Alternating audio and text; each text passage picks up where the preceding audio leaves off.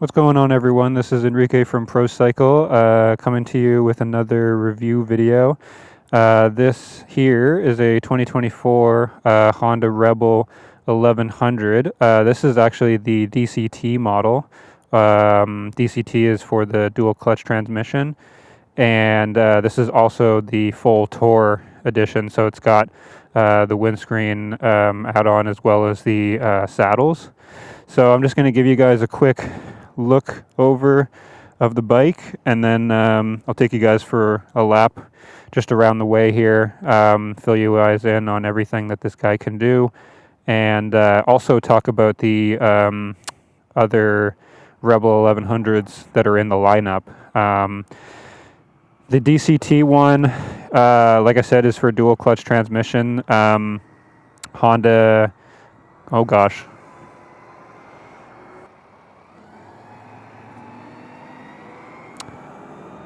Was that guy saying that this thing is sick? Well, thanks, brother. Anyways, where was I? Yeah, so the dual clutch transmission DCT models basically are a quote-unquote semi-automatic. So you have on the bars where the clutch would be, you have paddle shifters should you want it, so plus and minus to go up and down through the gears.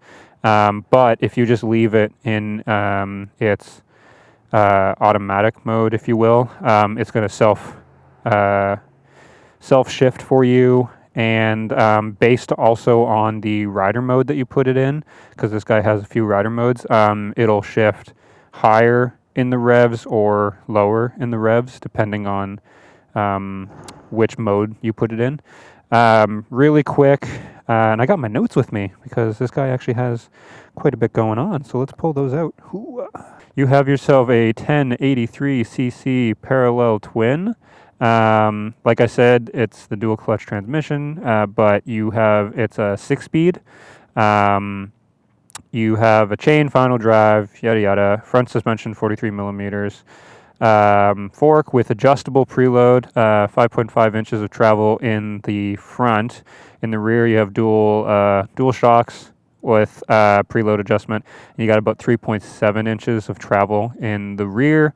We have a single disc up front, 4-piston caliper, and a rear single 1-piston caliper. And ABS front and rear, of course. Let's see. Seat height says 27.5 inch. It is quite low. It's definitely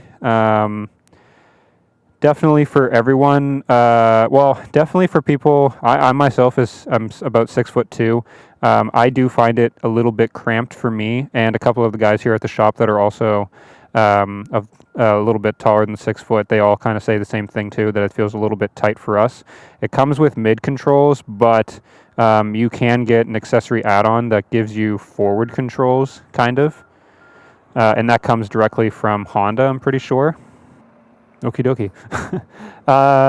We have ourselves a 14-liter tank. It gets okay mileage for what it is.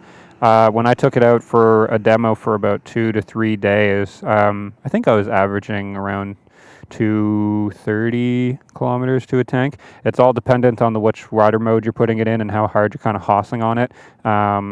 This guy does make about 81-ish horse, and it does make about 68 foot-pounds of torque, so it's got pretty good specs. So I was kind of on it a lot. I was taking it on the highway a bunch, just trying it in all of its rider modes and to the best of their abilities, kind of just cranking on it.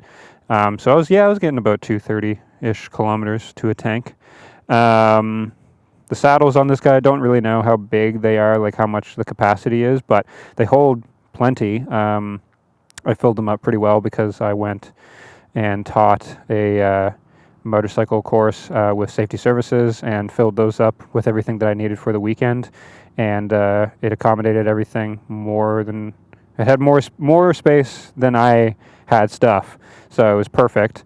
And then, like I have said, this is the Tour model. but it does come in a basic trim, so nothing on the front, no saddles, just the base model, both in DCT as well as standard. And then in the standard model, it also does come in a standard Tour model, so with your shifter there and a clutch. So anyways, that's enough about that while we're just standing here. Let's actually get out onto the road, and I'll show you guys the display that it has here and a couple of the modes while I have time. So key is just down on the left side there. Holy moly, the seat is hot.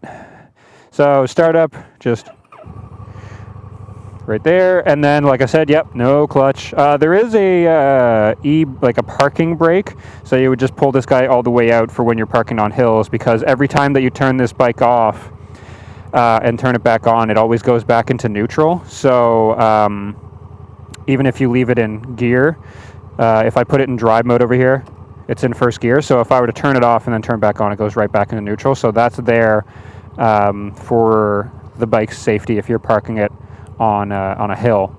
You got your selector dial over here, which just goes through just your basic stuff. So you got your odometer, all the kilometers you're putting on this thing, your range, which how much you have left on the tank, it's all filled up, time elapsed, yada yada yada. Modes, so we'll go through the mode. So if you click mode button, it'll show a little arrow just up here. Don't know if you guys can see that, but it'll give you a little arrow just to let you know that you're going through the modes that it's got. So we got sport, we got standard, rain, and a user mode, which you could go into the menu and customize to make it your very own ride. You'll see here that the power is 3 bars, so full power in sport mode. Traction control is, I think, 1 bar out of 3 bars, so the least amount of traction control. Engine braking's at a 2. And I don't know what the D stands for. Is that the drive? I have no idea. Standard power of 2 out of 3. Traction control is 2 out of 3. Engine braking is 2 out of 3. So it's just linear. Rain mode, the least amount of power. So it keeps it very, keeps the revs really low. Shifts the gears very early. Traction control is at its maximum. Engine braking is at its lowest, so that you don't slide around. And then the user mode, again, you can do whatever you want with it. So I'll put it in standard for now. And we'll just kind of go out for a second and I'll show you guys what this is about. Before I go, there is an A and an M. So if I were to hit the A button, we're now, oh, that's what it means. The automatic and the M. The A would stand for the drive, like the automatic, and then the manual. It takes away that guy. And now you would basically be shifting with the paddles. One thing that's really cool is if you put it in its manual mode and you're rolling onto it and it's climbing in the revs and it's getting pretty high and starts flashing at you as if you're hitting red line and you don't shift, it'll actually just switch it right back to the automatic and then shift accordingly for you, because it doesn't want to stress the engine out. So that's kind of cool. But anyway, that's enough about that kind of stuff. I will take you guys out for a lap around on this bike, talk about it, and then I'll bring us back to the dealer and we'll go over MSRP and the other trims that you can get this guy in. Doo-doo-doo.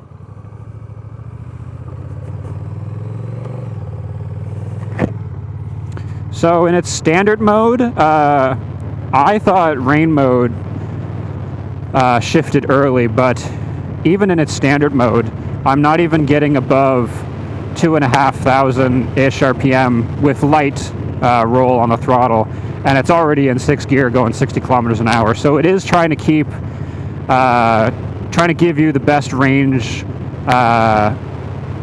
fuel range that it has. So it's trying to do that for you. The computer is always calculating and making sure that everything runs really, really smoothly, and that it's giving you the best economy that it can in the given mode that you've selected. And then braking on this thing, rear and front brake feel really good. If I roll onto it a little bit harder, it knows that I'm trying to hoss onto it and kind of get more out of my gears as if I was in manual. So now the DCT side of this feels really smooth. Honda, I can't quite remember when the DCT function for Honda had come out and in which bike it was in. I can't quite remember that, but Honda has been kind of re-engineering, redesigning the DCT functionality on their bikes for a really long time now, and this 2024 model with the DCT in it is their smoothest yet. You can feel the shifting happening for you, but unlike the older models, and naturally so when they were first making this system, you know, they really had a lot of things to iron out, but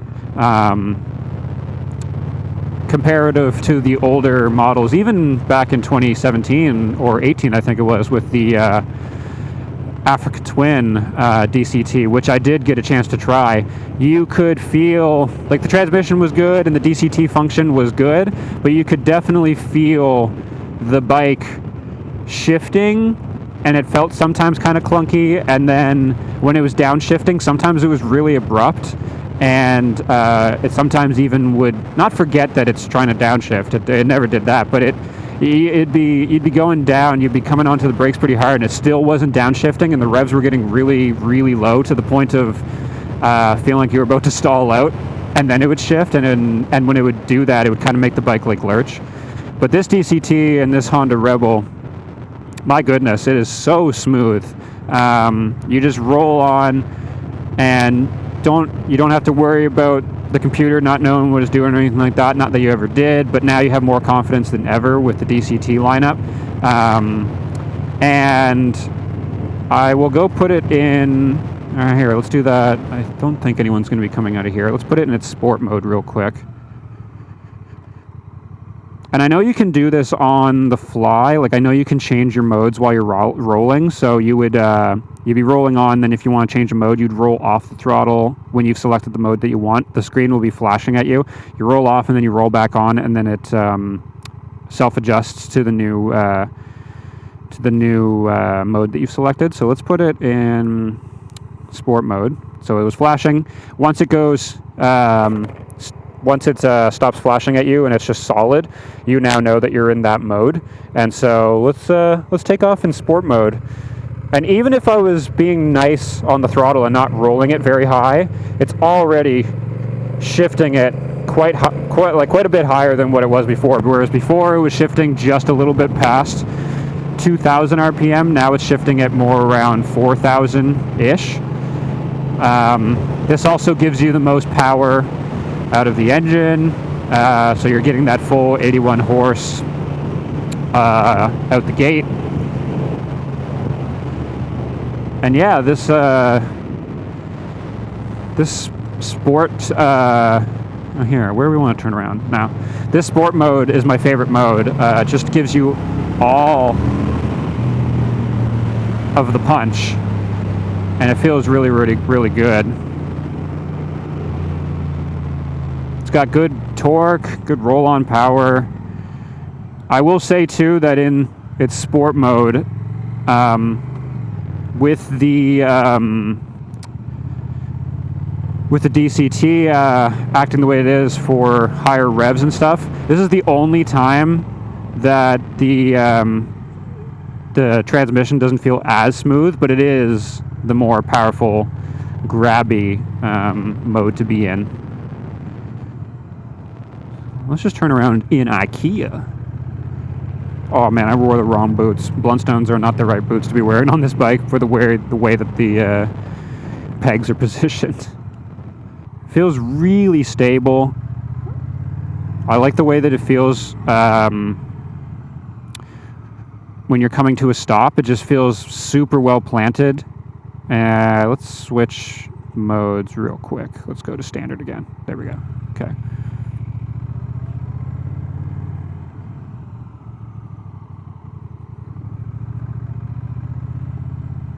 and take us back to the dealer.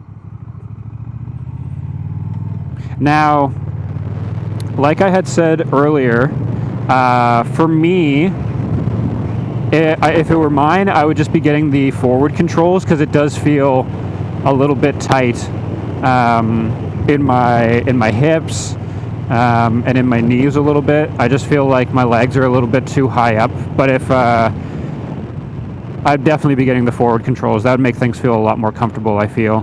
But other than that, the windscreen on this bike with the Tour package does a pretty good job of deflecting wind and not causing too much buffeting on the helmet. And the screen comes out just enough to almost act like handguards in a way, so I don't feel really anything on my hands. The base model one, like I said, it doesn't come with any of this trim or packaging on it, rather. So you are just going to get a face full of wind and bugs and all that.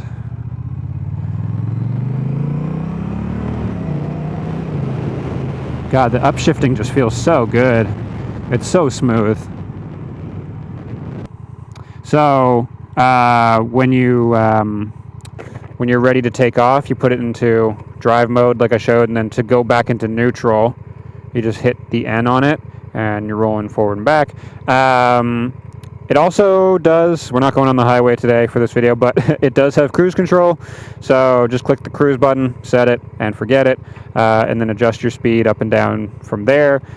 If you were to roll forward a little bit on the throttle, since it's a ride-by-wire throttle system, it knows that you're disengaging the cruise control, but it will remember the speed that you were at should you want to just reset it. And that's kind of about it for this guy. So, like I said, this is the Rebel 1100 DCT, but it comes in a standard model with the clutch and a shifter, and then the DCT also comes with the full Tour package as well as the base model. So I don't quite remember off the top of my head. I feel like I have the figures for how much this guy costs on its own. Let me see here. Yeah, so this guy comes in at $15,850 roughly for the full Tour Edition DCT. I feel like without that, I feel like it's probably about $15,000 for the DCT standard, and then for your manual transmission variant, it's probably about $14,300, $14,400. I'll put all the actual numbers in the description down below, but I feel like that's about how much it is, and then you can get it in the standard manual transmission model with the Tour package on it, and that probably also is about $14,800 in the description, but that's enough with the Rebel 1100 DCT. So thanks for coming with me on the ride, guys. Come see us at Pro Cycle. We are open Mondays to Saturdays, 10 a.m. to 5 p.m. Those days. And come see our sales department. We would love to let you guys in on the info, more info than I have on the Honda Rebel 1100 lineup. So stop on in, talk to our experts in the sales department, and they'll get you guys all quoted up on your next new ride, all right? So see you guys in the next video, and thanks for tuning in. Whee!